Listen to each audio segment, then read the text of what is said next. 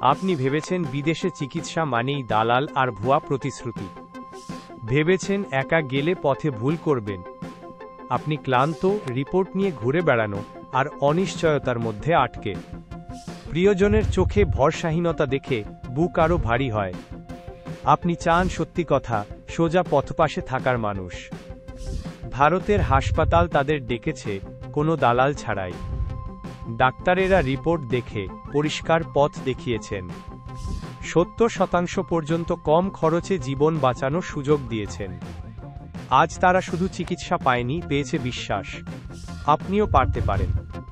ম্যাডকেয়ার trust, affordable to experience. কারণ ভরসাই সুস্থতার প্রথম পদক্ষেপ।